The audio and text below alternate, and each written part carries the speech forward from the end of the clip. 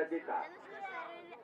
Attenzione, partiti, eccoli qua, un applauso per i più piccoli, sono numerosissimi questi, guardate che gruppo incredibile,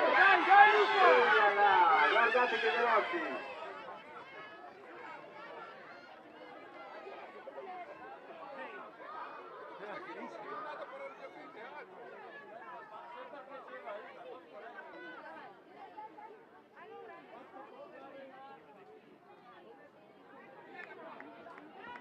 Oh, attenzione, eccolo qua, c'è già un arrivo. Attenzione, complimenti, bravissimi, molto molto bene.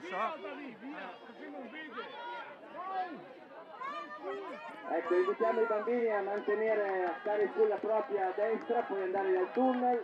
Là riceveranno il premio e la medaglia su riconoscimento per tutti i partecipanti a questa gara.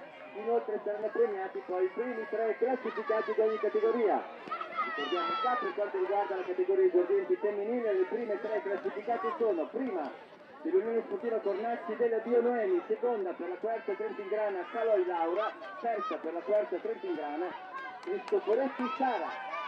Queste poi riceveranno appunto una premiazione.